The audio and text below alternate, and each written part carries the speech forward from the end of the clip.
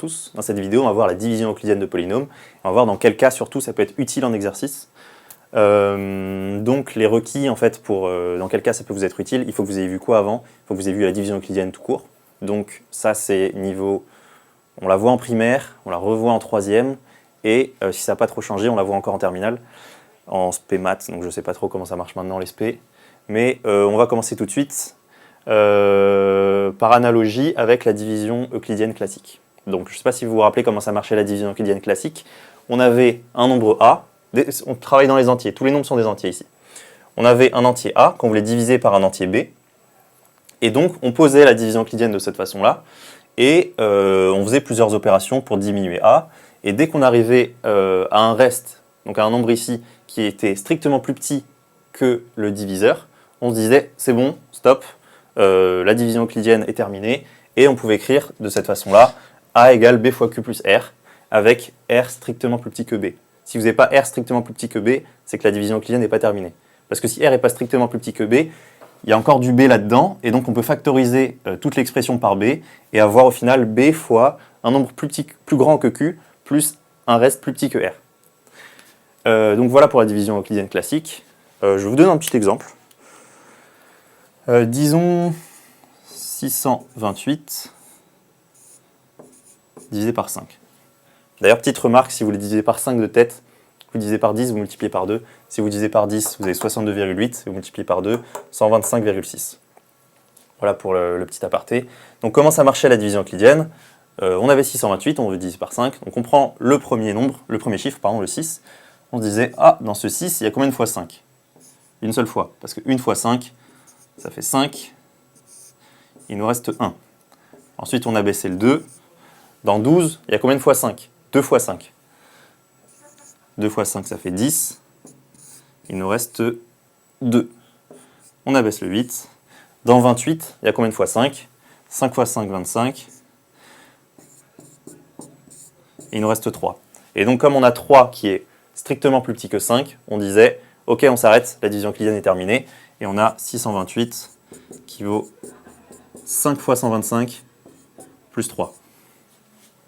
Donc ça fait bien 125,6 d'ailleurs, parce que 3 cinquièmes, ça vaut 0,6. Et donc voilà pour la division euclidienne classique.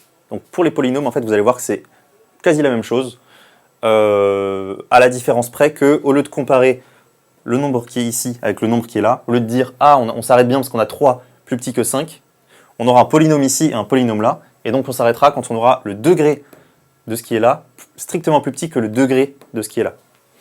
Donc, je vous donne un exemple, donc en fait, voilà, on a l'expression de la division euclidienne ici, qui est la même expression que celle qu'il y a là. A égale B fois Q plus R, sauf que cette fois-ci, A, B, Q et R, c'est des polynômes. Ce pas des nombres entiers. Et donc, avec, au lieu d'avoir R plus petit que B et positif, le degré de R strictement plus petit que le degré de B. Donc on est parti sur les exemples tout de suite, pour que vous compreniez. Je veux diviser ce polynôme par le polynôme x plus 1. Donc, un peu comme on a fait tout à l'heure, on s'était dit, dans 6, il y a combien de fois 5? On se dit, dans 2x carré, il y a combien de fois x plus 1? Donc notre but, ça va être de faire disparaître le terme en carré, le terme en x carré, pour avoir ensuite un polynôme de degré 1, et ensuite un polynôme de degré 0. Donc, par combien on multiplie x plus 1 pour faire disparaître le 2x carré? Réponse, 2x. Pourquoi? Comme ça, on aura 2x fois x, c'est-à-dire 2x carré, plus quelque chose, les degrés inférieurs, on s'en fiche pour l'instant. Donc 2x carré plus 2x. Et donc là, on faisait 6 moins 5. Donc là, on va faire le polynôme qui est là, moins le polynôme qui est là. Les 2x carrés s'en vont.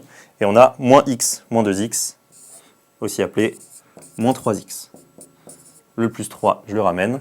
Ensuite, est-ce que je m'arrête? Est-ce que le degré de ce qui est là est strictement plus petit que le degré de ce qui est là? Non, degré 1, c'est pas strictement plus petit, on continue. Dans moins 3x, je mets combien de fois x plus 1? Réponse, moins 3. Comme ça, j'aurai moins 3x, moins 3.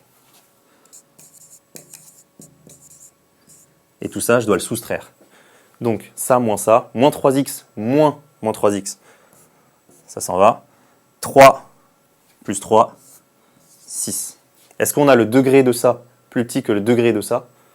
Ça, c'est le degré 0, c'est une constante. Ça, c'est le degré 1. Donc, oui, on peut s'arrêter. Et donc on a 2x carré moins x plus 3 qui vaut x plus 1 facteur de 2x moins 3 plus 6. Vous arrivez à le voir? Ouais. Et donc, on s'arrête là. Voilà la division euclidienne. Je vous expliquerai ensuite dans quel cas c'est utile. Là, il faut juste que vous sachiez le faire pour l'instant. Donc, on est parti sur le deuxième exemple. 5x cube moins 2x carré moins 3x plus 1 que divise x moins 2. C'est parti, on prend le terme de plus haut degré, 5x cube. Combien de fois je mets le x moins 2 pour arriver à 5x cube? Réponse, 5x carré. Comme ça, j'aurai 5x carré fois x qui vaut 5x cube, plus un polynôme de degré inférieur, mais au moins j'aurais fait disparaître le 5x cube. Donc, 5x cube moins 10x carré.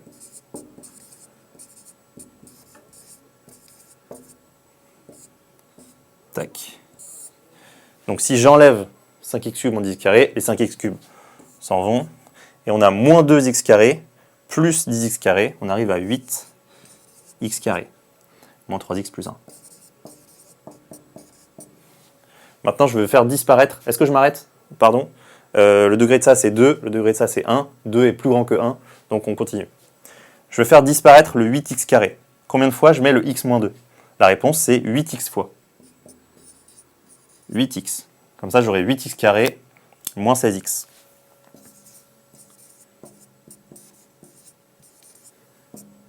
Tac. Je mets bien les parenthèses parce que si je ne les mets pas, vous seriez tenté de faire moins 3x moins 16x. Or, c'est moins 16x qui fait plus 16x. Donc, les 8x carrés s'en vont. Moins 3x plus 16x, on arrive à 13x. Et le plus 1, il revient. Maintenant, je ne m'arrête toujours pas parce que ça, c'est le degré 1 et ça aussi. Et on veut que le degré de ce qui est là soit plus petit, strictement, que le degré qui est là. Donc, combien de fois je mets x moins 2 pour arriver à 13x plus 1? Je le mets 13 fois. Et donc, j'aurai 13x moins 26. 13x moins 26. Et donc, à enlever, bien sûr, les 13x s'en vont. 1 plus 20, plus 26, 27. Et donc, voilà, la division euclidienne est terminée. Je peux l'écrire, j'ai plus trop de place sur le tableau, que ce polynôme-là vaut le produit de ces deux polynômes plus ce polynôme. C'est une constante, mais c'est quand même un polynôme de degré 0. Donc je l'écris, voilà le résultat. Comme j'ai dit, ce polynôme vaut le produit des deux plus 27. Voilà pour les exemples. Voilà pour les exemples. J'efface le tableau, je vous donne 2 exercices pour vous montrer un peu dans quel cas ça peut être utile. Et je vous laisse les faire et je corrige. C'est parti pour la partie exercice. Il y a 2 exercices, je vous laisse mettre pause.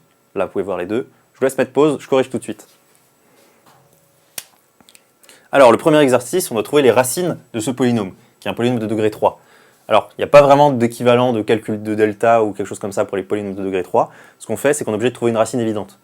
Donc, on va chercher un x qui annule ce polynôme. Alors, on va essayer des valeurs. Essayons 0. Si on essaye 0, tous ces termes disparaissent, on a moins 15. 0 n'est pas racine. Je peux essayer 1. Qu'est-ce qu'on a si j'essaye 1? 1 plus 3, 4. Moins 13, on a moins 9. Moins 15, moins 24. Ça ne marche pas. Je peux essayer moins 1. Si j'essaye moins 1, on a moins 1 plus 3, 2. Plus 13, 15, moins 15, 0. Cool. J'ai trouvé une racine qui est moins 1. Si je mets moins 1 pour x, ça vaut 0. Donc on sait que ce polynôme-là, il peut s'écrire x, je sais que p de x, il peut s'écrire x moins la racine que je viens de trouver, qui vaut moins 1, c'est-à-dire x plus 1, fois un polynôme du second degré. Fois un polynôme du second degré. Et donc en fait, comment on va déterminer a, b et c? Comment on va pouvoir déterminer exactement comment s'écrit ce polynôme-là? Comment on va pouvoir savoir ce que c'est a, b et c?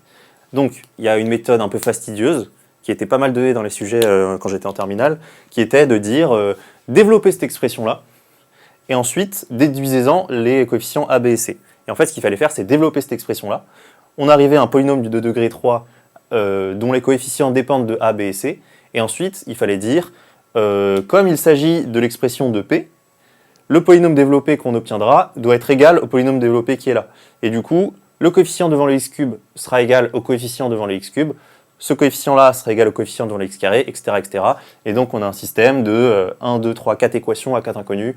C'est fastidieux, je ne recommande pas. Donc en fait, ce qu'on va faire, nous, c'est qu'on va faire la division euclidienne, justement, de ça, le gros polynôme, par x plus 1. Pourquoi? Parce qu'en fait, p de x, il s'écrit de cette façon-là, mais je peux aussi dire que c'est x plus 1 fois un polynôme du second degré, plus 0. Et donc, comment je peux savoir que ça, c'est la division euclidienne de p par x plus 1?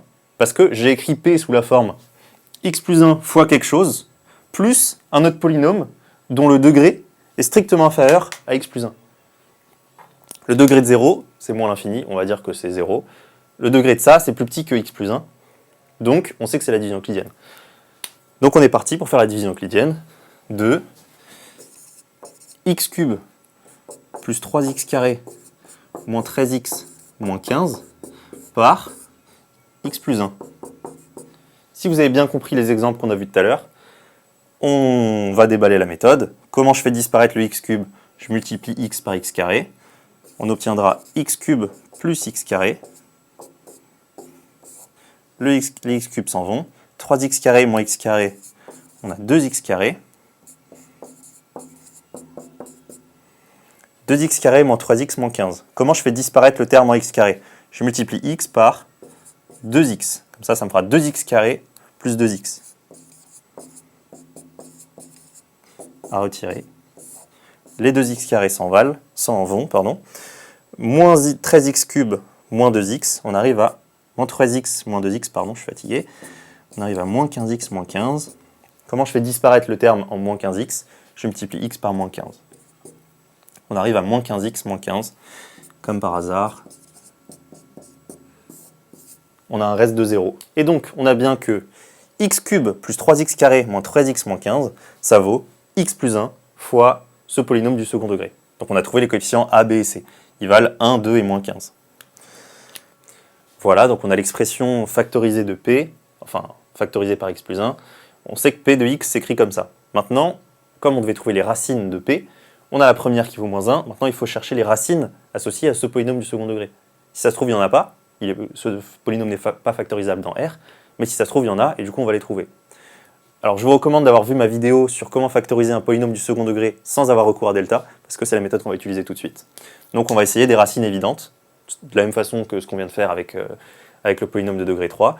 Et si vraiment on ne trouve pas, on ira sur le calcul de delta. Mais bon, le b carré moins 4ac, 4 fois 15 fois quelque chose, et ensuite avoir une racine, j'ai un peu la flemme. Donc, on part.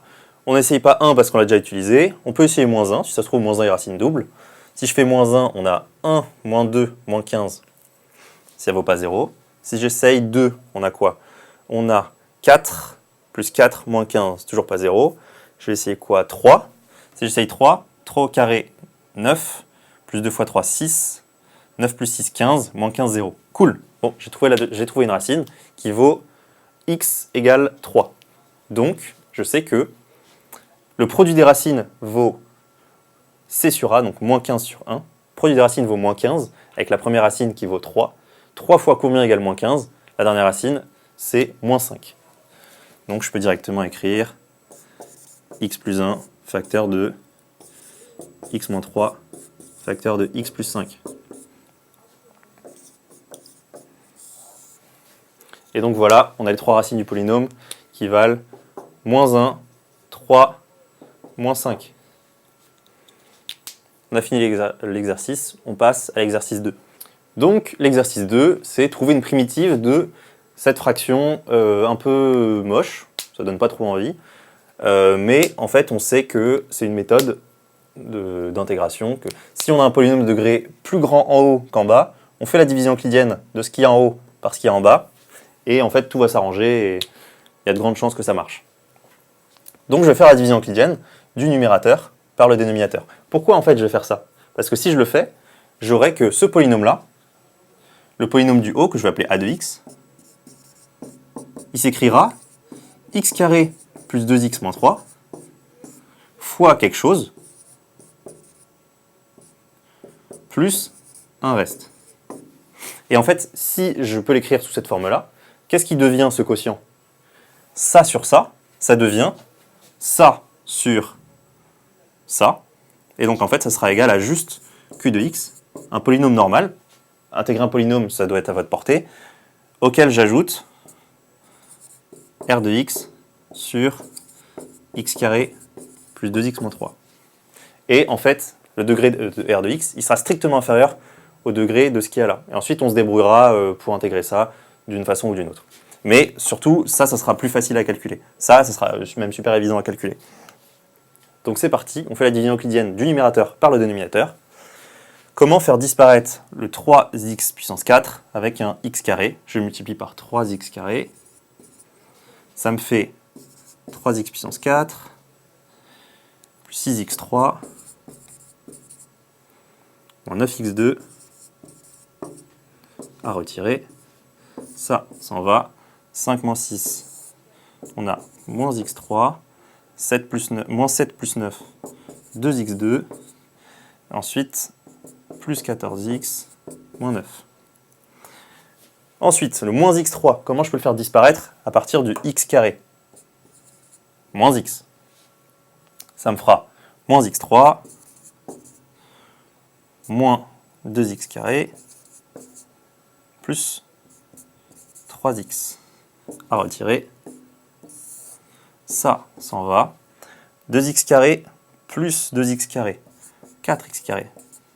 14 moins 3x, 11x. Et le moins 9, il reste là. Comment je fais disparaître le 4x carré avec le x carré? Le 4, pardon. Le 4x carré, je le fais disparaître en mettant 4 fois x, 4 ici, pour que, en le multipliant par x carré, on ait 4x carré plus 8x moins 12. Les 4x carrés s'en vont. 11 moins 8, on arrive à 3x. Moins 9, voilà, j'ai oublié de faire ça, pour rappeler que c'est moins 9 plus 12. Donc plus 3. Et donc je m'arrête parce que le degré de ce qui est là est strictement inférieur au degré de ce qui est là. Degré 1, degré 2. Et donc je peux écrire que ce polynôme-là vaut ça fois ça plus ça. Donc voilà, la division euclidienne est faite. On peut écrire que le numérateur, celui-là, vaut x carré plus 2x moins 3 fois le polynôme du second degré qu'on a obtenu, plus le reste. Et donc, comment il s'écrira le quotient, à votre avis? Et donc, le quotient s'écrit de cette façon-là, si vous avez bien compris ce que j'ai expliqué tout à l'heure. Et donc, nous, ce qu'on veut faire, c'est trouver une primitive de ça, c'est-à-dire trouver une primitive de cette expression-là. Trouver une primitive de ça, ça va aller. Primitive de ça, c'est x cube. Primitive de ça, moins x carré sur 2. Primitive de ça, 4x. Ensuite, comment on va déterminer la primitive de ce qui reste?